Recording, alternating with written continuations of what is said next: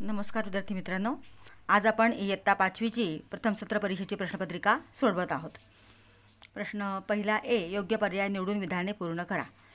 ज्या कोनाचे माप 90 अंशापेक्षा जास्त व 180 अंशापेक्षा कमी असते त्या कोनाला विशाल कोन म्हणतात। वर्तुळाचा व्यास 4 सेमी असल्यास त्याची त्रिज्या 2 सेमी आहे। म्हणजे वर्तुळाचा व्यास 4 सेमी आहे, त्रिज्या 2 सेमी, कारण व्यासाच्या निम्मे त्रिज्या असते।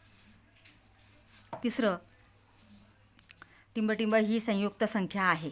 आता इथे आपण 24 लिहिलंय, कारण का तर 3, 13 आणि 17 या मूळ संख्या आहेत आणि 24 ही संयुक्त संख्या आहे। प्रश्न बी सोडवण्यापूर्वी विद्यार्थी मित्रांनो एक विनंती आहे, तुम्ही अजूनही चॅनलला नवीन असाल, सबस्क्राईब केले नसेल तर प्लीज चॅनलला सबस्क्राईब करा, बेल आयकॉन प्रेस करा।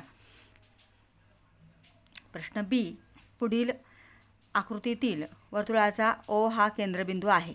आकृतीत आणखीही काही बिंदू व रेषा दाखवल्या आहेत।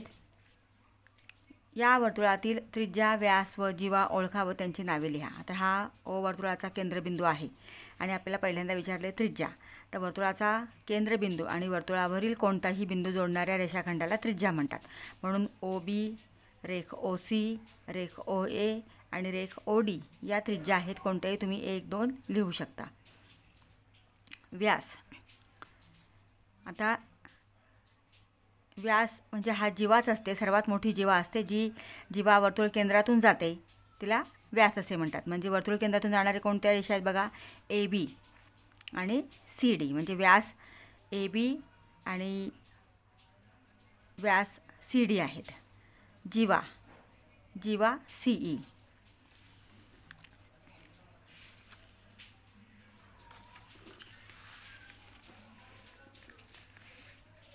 त्यातलं सी प्रश्न आहे, रोमन संख्या चिन्हांचा उपयोग करून लिहा। 7 इथे आपण रोमन संख्यात काढले। नंतर 18 म्हणजे एक्स व्ही आणि 3 वेळा इथं आय, म्हणजे हा 18 आहे। खालील उपप्रश्न सोडवा, बेरीज करा।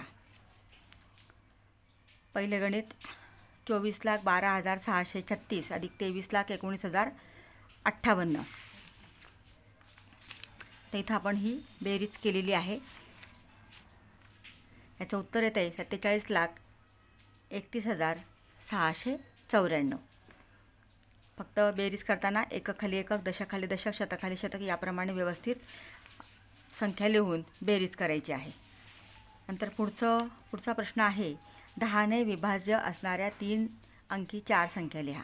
आता 10 ने विभाज्य कोणत्या संख्या असतात की ज्या संख्येच्या एकक स्थानी 0 असतो त्या 10 ने विभाज्य असतात। मग किती अंकी लिहायचे आपल्याला? 3 अंकी। मग तुम्ही कोणत्याही, तुम्ही 450, 200, 150 तर एकक स्थानी 0 असलेल्या कोणत्याही 3 अंकी संख्या तुम्ही लिहू शकता। नंतर पुढचा तिसरं गणित आहे, चौकटीत पेक्षा लहान आणि पेक्षा मोठे यापैकी योग्य चिन्ह लिहा। आता 7,319 आणि 2,805 म्हणजे आता ही संख्या मोठी आहे, 7,319, म्हणून आपण हे चिन्ह इथं लिहिलेलं आहे। नंतर 99,999 आणि हे 9,99,999 म्हणजे ही संख्या मोठी आहे। कोनमापकाचा उपयोग करून 60 अंश मापाचा कोन काढा व त्याला नावे द्या। कोन काढताना इथं बी सी किरण काढा। बी बिंदूवरती कोनमापकाचा केंद्रबिंदू ठेवून उजव्या बाजूकडनं आपण 60 अंश मोजलं, इथं खूण केली आणि हा बी ए किरण काढला, म्हणजे हा ए बी सी हा 60 अंश मापाचा कोन झालेला आहे। पुढचं 5वं गणित आहे, वजाबाकी करा। 2/7 वजा 1/4। आता इथं छेद समान नाही आहेत, मग छेद समान करून आपल्याला तिरकस गुणाकार करून इथं वजाबाकी करावी लागेल। ते बघा इथं 5वं गणित सोडवलंय।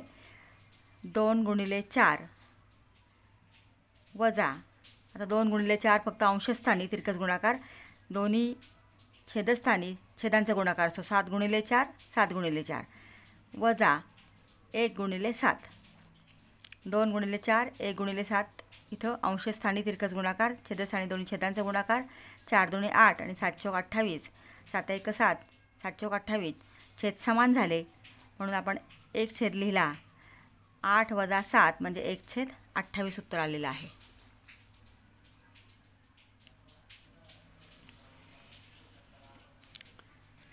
त्यातलं 6वा प्रश्न, 5 सेमी त्रिज्येचे वर्तुळ काढा. आता बघा इथे 5 सेमी त्रिज्येचं वर्तुळ काढलं आहे. कंपासमध्ये 5 सेमी अंतर घ्या आणि वर्तुळ काढा. म्हणजे हे जे अंतर आहे हे 5 सेमी आहे.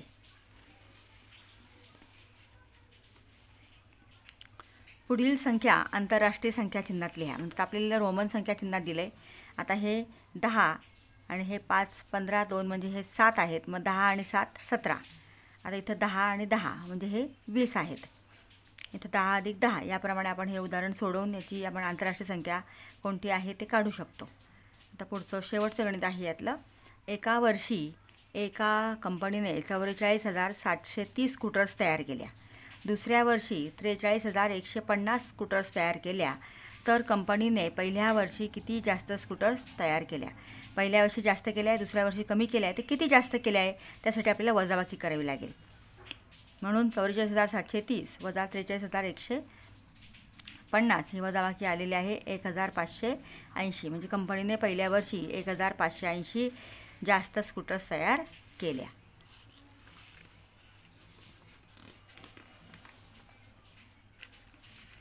पुढचा 3रा प्रश्न आहे. खालील उपप्रश्न सोडवा. पहिलं, चौकटीत योग्य संख्या लिहा. 3/4. आता इथं 12 आहे आणि इथं आपल्याला चौकट भरायची होती. तर 3चे 12 कसे झाले? तर 3ला 4ने गुणले. 3 चौक 12. म्हणून छेदाला सुद्धा 4नेच गुणायचं. म्हणून 4ला 4ने गुणलं, 4 चौक 16. दुसरं गणित. आता इथं आपल्याला बॉक्स दिला आहे आणि छेदस्थानी 5 आहे. पण पुढं दिलं आहे 10/25. आता इथं आपल्याला याच्यावरनं लक्षात येतं इथं 25 आहे, 25चे 5 झाले. म्हणजे 5ला 5ने गुणलं म्हणजे 25 झालेत. मग इथं कोणत्या संख्येला 5ने गुणल्यावर 10 होतील? तर 2ने. म्हणजे 2×5 = 10. कारण छेदाला ज्या संख्येने गुणले त्या संख्येने अंशाला गुणायचं असतं. म्हणून 2×5 = 10. 7/9 14 बॉक्स आहे. तर 7ला 2ने गुणल्यावर 14 होणार आहेत. 7 दुणे 14. मग 9ला पण 2नेच गुणायचं. 9 दुणे 18. पुढील आकृत्या पहा. प्रत्येक आकृतीतील दिलेल्या रेषा परस्परांना समांतर आहेत की लंब आहेत ते ठरवा आणि पुढील चौकटीत लिहा. आता ह्या रेषा एकमेकांना लंब आहेत म्हणजे परस्परांना लंब. ह्या समांतर रेषा आहेत. ह्यासुद्धा परस्परांना लंब आहेत. गिरिजाला 1,400 पुस्तके भरण्यासाठी 35 खोकी लागतात. प्रत्येक खोक्यातील पुस्तकांची संख्या समान आहे. तर प्रत्येक खोक्यात तिने किती पुस्तके भरली? म्हणजे इथं आपल्याला प्रत्येक खोक्यामध्ये समान संख्यामध्ये समान वाटप करायचं आहे. पुस्तके आहेत 1,400, खोके आहेत 35. म्हणजे इथं आपल्याला भागाकार करावा लागेल. 1,400 भागिले 35. आता 1,400 भागिले 35. 35 चौक 140. 0 इथे शून्याचा भाग दिला 0. म्हणजे प्रत्येक खोक्यात तिने किती पुस्तके भरली? इथं 40 पुस्तके पाहिजे. 40 पुस्तके भरली. संख्येचे विस्तारित रूप दिले आहे त्यावरून संख्या लिहा. आता बघा इथं हे 70,000 अधिक 5,000 अधिक 800 अधिक 40 अधिक 3 हे तुम्ही एकाखाली एक लिहून सुद्धा बेरीज करू शकता किंवा तोंडीसुद्धा करू शकता. 5,000 अधिक 800 अधिक 40 अधिक 30 म्हणजे 800 अधिक 40 अधिक 30 843 अधिक 5,000 5,843 अधिक 70,000 म्हणजे 75,843. आता इथं 4,00,000 अधिक 60,000 अधिक 900 अधिक 7. आता हे 60,907 आणि हे 4,00,000 म्हणजे 4,60,907. आता इथे 80,00,000 अधिक 20,000 अधिक 3,000 अधिक 100 अधिक 6 म्हणजे हे 20 आणि 3 23,000. हे 100 आणि 6 106 म्हणजे 23,106 आणि हे 80,00,000 म्हणजे 80,00,000 23,106 किंवा एकाखाली एक अंक एकाखाली एक दशकाखाली दशक लिहून तुम्ही बेरीज करून पण हे उत्तर शोधू शकता किंवा काढू शकता. शेजारील आकृतीत वर्तुळावर SLMN हे बिंदू आहेत. आता बघा इथे वर्तुळ दिलं आहे आणि हे SLMNR हे बिंदू दिलेले आहेत. आकृतीच्या आधारे विचारलेल्या प्रश्नांची उत्तरे लिहा. ज्या कंसाची टोके S आणि M आहेत त्या कंसाची नावे लिहा. आता S आणि M म्हणजे हा एक कंस तयार झाला. मग SLM कंस SLM किंवा इकडून घेतला तरी चालतो आहे, कंस SNM किंवा कंस SRNM पण तुम्ही लिहू शकता. फक्त शेवटचे बिंदू हे S आणि M आले पाहिजे. दुसरं गणित आहे त्यातलं, ज्या कंसाची टोके L आणि N आहेत त्या कंसाची नावे लिहा. आता L आणि N, शेवटचे बिंदू L आणि N आले पाहिजे, म्हणजे LMN म्हणून कंस LMN आणि कंस LSN किंवा LRN पण तुम्ही लिहू शकता. ज्या कंसाची टोके M आणि R आहेत त्या कंसाची नावे लिहा. M आणि R, MRN म्हणजे कंस MRN आणि कंस MLN किंवा कंस MSN याप्रमाणे लिहायचं आहे. यातलं 6वं गणित आहे, कारखान्याच्या व्यवस्थापनाकडे 25,40,600 रुपये एवढा कामगार कल्याण निधी होता.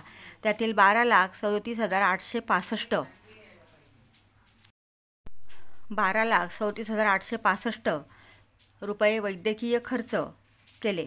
8,42,317 रुपये कामगारांच्या मुलांच्या शिक्षणासाठी खर्च केले व शिल्लक निधी उपहारगृहासाठी राखून ठेवला. तर उपहारगृहासाठी किती निधी राखून ठेवला? म्हणजे व्यवस्थापनाकडे होते 25,40,600, त्यातनं 12,37,865 खर्च केले, म्हणजे वैद्यकीय बाबींवर खर्च केले, मग त्यांची वजाबाकी करावी लागेल. तर उरले इथं ही वजाबाकी केली आपण 13,02,735. मग त्यातनं काय केलं, 8,42,317 रुपये पुन्हा कामगारांच्या मुलांच्या शिक्षणासाठी खर्च केले, म्हणजे पुन्हा ते आपल्याला वजा करावे लागतील. मग 13,02,735 मधनं 8,42,317 वजा केले तर 4,60,418 रुपये उपहारगृहासाठी निधी राखून ठेवला आहे.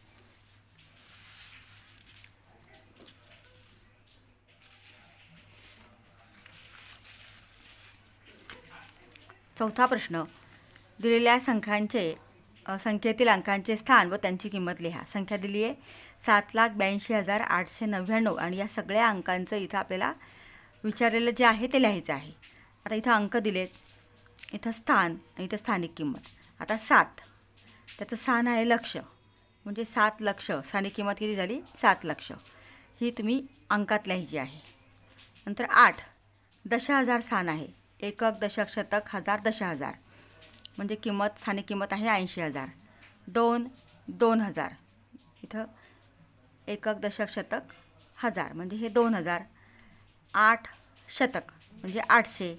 नंतर इथं दशक दिलं आहे 90, म्हणजे इथं काय येणार आहे 9 आणि एकक इथं 9 आणि स्थानिक किंमत किती आहे 9. पुढील तक्ता पूर्ण करा. इथं आकृती दिली आहे, कोणाचे नाव, कोणाचा शिरोबिंदू आणि कोणाच्या बाजू. आता इथं कोण दिलं आपल्याला, कोणाचं नाव LMN किंवा NML. फक्त कोण लिहिताना कोणाचं इथं छोटं चिन्ह करायचं आहे, नंतरच नाव लिहायचं आहे. शिरोबिंदू आहे M. आता कोणाच्या बाजू ML आणि बाजू MN हे इथं आपण लिहिलेले आहेत. पुढचा आहे कोण दिला आहे त्याचं नाव लिहायचं आहे. मग कोण UVW किंवा कोण WVU. शिरोबिंदू आहे V आणि बाजू आहेत ते लिहून दिले आहेत, बाजू VU आणि बाजू VW. किंवा तुम्ही इथून समजा हे विचारलं तर VU आणि VW असं लिहू शकता. पुढचा कोण आहे कोण DEF किंवा कोण FED. शिरोबिंदू आहे शिरोबिंदू काय आहे E आणि ते E आहे. बाजू ED आणि बाजू EF दिलेले आहेत.